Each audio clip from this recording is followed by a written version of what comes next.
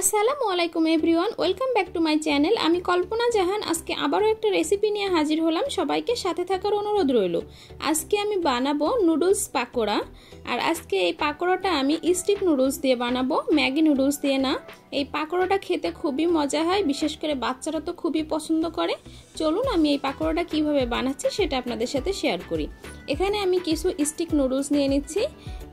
আমার বাসায় এগুলোই ছিল, আজকে আমি এগুলো দিয়েই পাকোড়া বানাবো।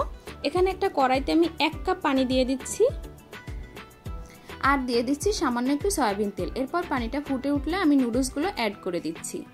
এই নুডলসটা পুরোপুরি সিদ্ধ করার দরকার নেই, হাফ বয়েল করে নিলেই হবে। আর এই জন্য আমার 1 কাপ পানি যথেষ্ট।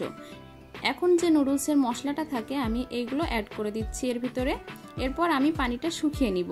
এই পানিটা ঝরিয়ে নেওয়ার দরকার নেই। যে 1 কাপ পানি আমি দিয়েছি সেই 1 কাপ পানিটা আমি পুরো শুকিয়ে নিয়েছি। এই তো ঠিক এরকম অবস্থায় আমি এটা নামিয়ে নিব। একটা বোলের ভিতরে নিয়ে আমি এটা একটু ঠান্ডা করে নিয়েছি। এখন আমি এর ভিতরে দিয়ে দিব একটা ডিম। এরপর দিয়ে দিচ্ছি কিছু পেঁয়াজ কুচি আর দিয়ে দিচ্ছি কিছু কাঁচামরিচ কুচি। এরপর আমি এর ভিতরে দিয়ে দিব হাফ চামচ টালা জিরা গুঁড়া আর দিয়ে দিচ্ছি হাফ চামচ শুকনা মরিচ গুঁড়া আর দিয়ে দেব খুব সামান্য একটু লবণ, কারণ মশলাতে লবণ থাকেই অলরেডি, এই জন্য ডিমের কারণে এটুকু দিলাম। আর দিয়ে দিচ্ছি 2 চামচের মতো চালের গুঁড়া। এখানে কেউ কর্নফ্লাওয়ারও ব্যবহার করতে পারেন।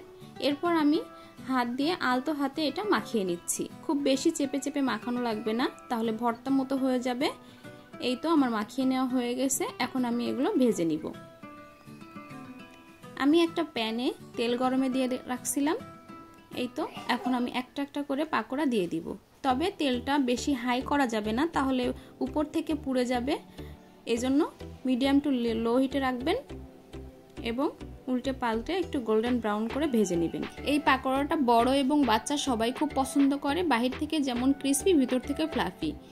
এই তো হয়ে গেল আমার দারুণ স্বাদের পাকোড়া। আমার ভিডিওটা কেমন লেগেছে সবাই কমেন্ট করে জানাবেন। আর যারা চ্যানেল থেকে দেখছেন তারা আমার চ্যানেলটাকে একটু সাবস্ক্রাইব, লাইক, কমেন্ট করে দিবেন। আর যারা পেজ থেকে দেখছেন একটু ফলো করে দিবেন। আর সবাই ভালো থাকবেন। আসসালামু আলাইকুম সবাইকে।